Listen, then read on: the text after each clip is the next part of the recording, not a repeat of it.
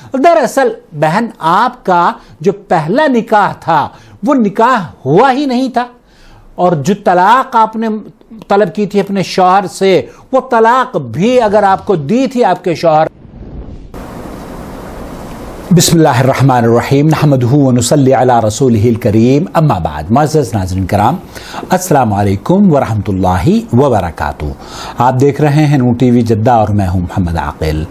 Voice message के ज़रिए सवालात पेश किए जाते हैं। आप भी हमें अगर अपना सवाल भेजना चाहते हो या अपने मसले का हल तलाश कर रहे हो तो इस नंबर को नोट फरमा लीजिए और हमें अपना वॉइस मैसेज व्हाट्सएप के ज़रिए रिकॉर्ड करके भेज दीजिए। हम यूट्यूब पर आपके सवाल का जवाब लेकर हाजिर हो जाएंगे। आपको वॉइस मैसेज के ज़रिए भी जवाब दे देंगे और यूट्यूब पर भी लोगों के इस्तिफादे के लिए उसे आम करेंगे। आप अगर अभी तक आपने चैनल सब्सक्राइब नहीं किया है तो चैनल सब्सक्राइब कर लीजिए, बेल आइकन दबाने के बाद ऑल नोटिफिकेशन अलाउ कर दीजिए ताकि हमारी वीडियोस की तमाम इत्तलात आप तक पहुंचती रहें। और बराए करम जब वीडियोस आपके पास आए तो उन्हें ज़रूर देखा करें। आज का सवाल आपकी खिदमत में। अस्सलामु अलैकुम सर, मैं आपसे मशवरा करना चाह रही हूँ। मेरा नाम आफरीन है। मैं अपने मसले पर मशवरा करना चाह रही हूँ। हमारा निकाह हुआ था कोर्ट मैरिज, बगैर घर वालों की मर्जी के। जैसे कि मैंने आपको स्टाम्प सेंड किया तलाकनामा, बगैर घर वालों की मर्जी के 17/7/2017 को हमारा निकाह हुआ था। तो किसी बात को लेकर मेरे शौहर के साथ बहुत ज्यादा लड़ाई झगड़ा हुआ ना, तो मैंने बहुत ज्यादा जिंदगी की बस मुझे अभी तलाक दो, अभी तलाक दो। तो फिर वो मेरे साथ स्टाम्प वाले के पास किए, मुझे फिर भी समझाते रहे बार बार। तो खैर उन्होंने मेरे स्टार करने पे मुझे तलाक दे दी।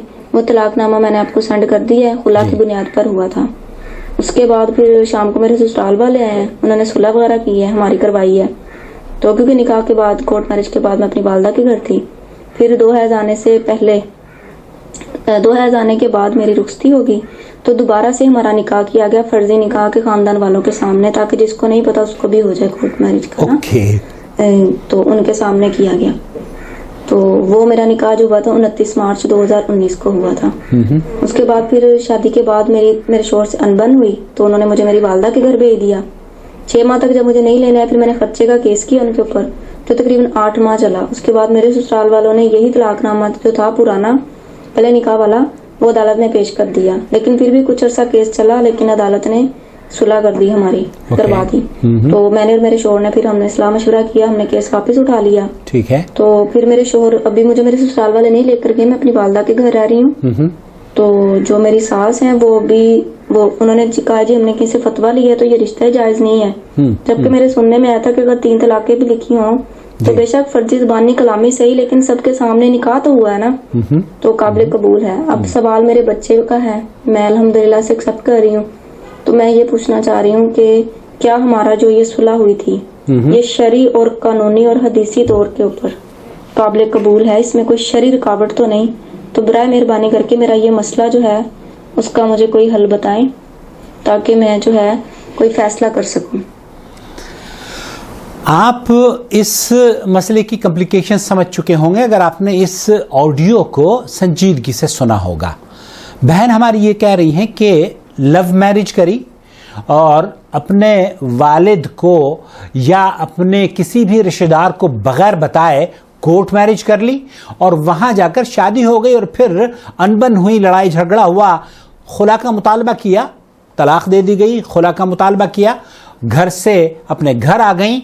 अब बाद में हालात ऐसे हुए कि जनाब फर्जी तौर पर एक निकाह किया गया रिश्तेदारों की मर्जी के मुताबिक ताकि लोग सब खुश हो जाएं, और उसके बाद भी कॉम्प्लिकेशंस जारी हैं। सास साहिबा ये कहती हैं कि ये रिश्ता ही दुरुस्त नहीं है। हालांकि जो रिश्ता दुरुस्त नहीं था सास साहिबा ने उस पर तो खामोशी का इजहार किया। दरअसल ये मसला क्या है?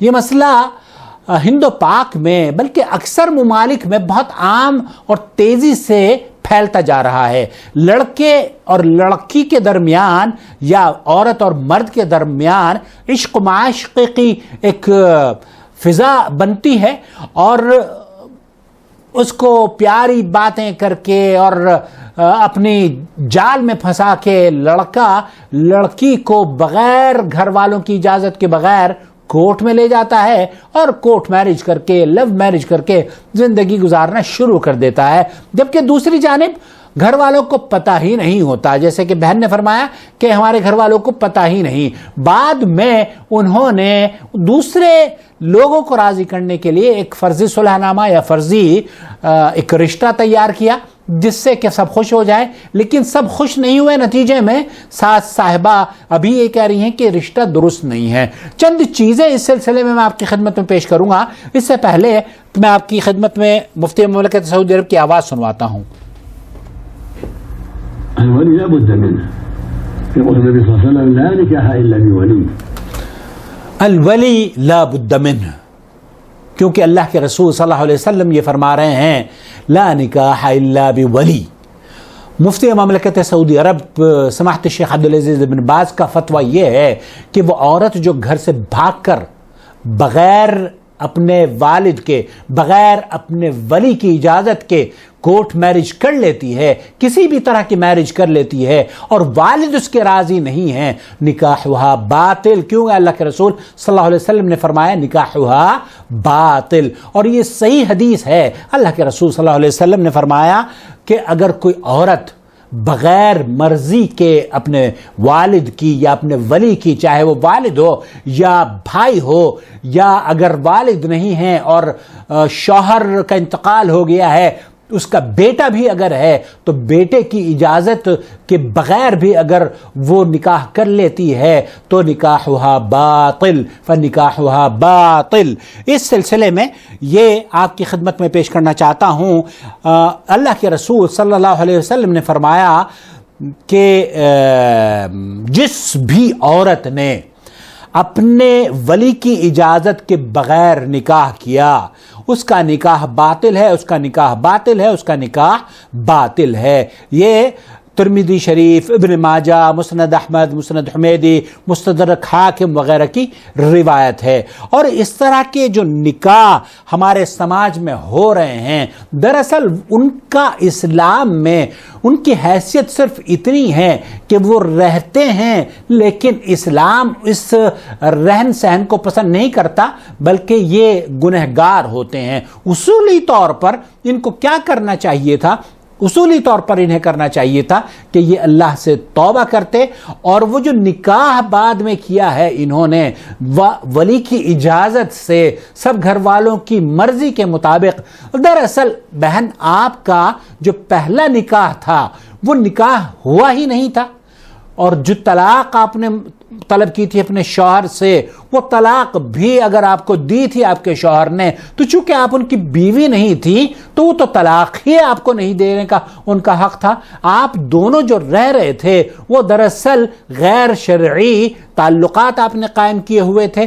اس بنیاد پر سب سے پہلا کام شیخ عبدالعزیز بن باز اور دیگر علماء کرام نے فرمایا کہ ان لوگوں کو پہلی بات تو یہ کہ توبہ کرنی چاہیے، اللہ سے صدق دل سے توبہ کر لیں۔ اگر توبہ نہیں کرتے تو یہ نکاح نہیں کر سکتے، اور اگر آپ نے توبہ کر لی تھی اور پھر آپ نے جو دوسرا نکاح کیا ہے تو دراصل وہ دوسرا نکاح ہی ویلڈ ہے، وہ پہلا نہ تو نکاح ویلڈ تھا نہ ہی پہلی طلاق ویلڈ تھی۔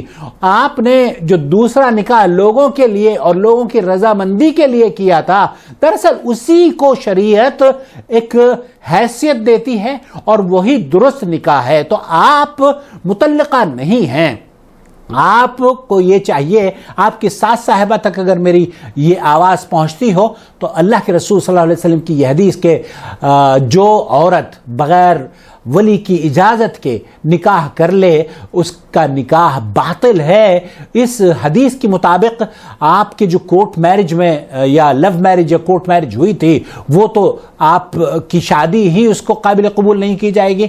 دوسری جو چیز اہم ترین ہے وہ یہ کہ آپ نے جو دکھاوے کا نکاح کیا ہے، دراصل یہ دکھاوے کا نکاح نہیں ہے، یہ اصل میں وہ نکاح ہے جس کی اسلام اجازت دیتا ہے، اور آپ نے نکاح دوبارہ کر لیا ہے۔ مجھے امید ہے کہ آپ نے اللہ سے توبہ کی ہوگی اور اسی کے بعد یہ اصولی طور پر نکاح ہوا ہوگا۔ اللہ رب العالمین سے دعا ہے کہ آپ کی ساس صاحبہ کو، آپ کی سسرال والوں کو، اس بچی کو یا اس ہماری بہن کو اس کے شوہر کے ساتھ رہنے کی اجازت دے دی جائے، اور وہ جو کیونکہ اس سلسلے میں انہوں نے بتایا کہ ہم جس وکیل کے پاس گئے اس نے بھی ہمیں بغیر سوچے سمجھے ایک ایسا فارمیٹ تھا اس کے پاس جس نے فل اپ کر کے بھیج دیا، اس میں کیا لکھا ہوا تھا نہ انہوں نے پڑھا اور نہ انہوں نے ان کو سمجھایا، بلکہ سائن کر دیے اور صلح نامہ اور طلاق نامہ اور نہ جانے کن کن مراحل سے اور پریشانیوں سے اس بہن کو گزارا جا رہا ہے۔ خلاصہ کلام یہ ہوا کہ آپ کی لو میرج تھی، ولی کی اجازت کے بغیر میرج تھی، وہ نکاح باطل ہے، نبی کریم صلی اللہ علیہ وسلم کی حدیث کے مطابق اس کی کوئی حیثیت نہیں تھی۔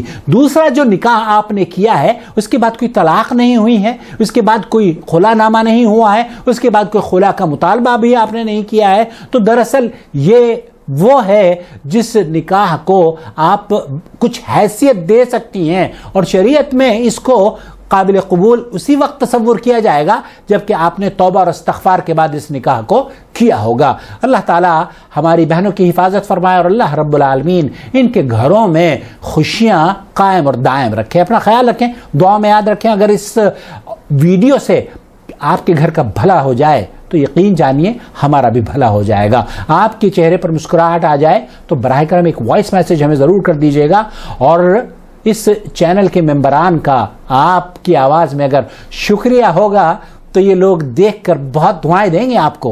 یہ سارے کے سارے جتنے بھی لوگ ہیں 1,60,000 آدمی، یہ سارے آپ کے بہن بھائی ہیں۔ اللہ آپ کو سلامت رکھے۔ اللہ ولی الذین آمنوا یخرجهم من الظلمات الى النور والذین کفروا اولیاؤهم الطاغوت یخرجونهم من النور الى الظلمات اولئک اصحاب النار هم فیها خالدون۔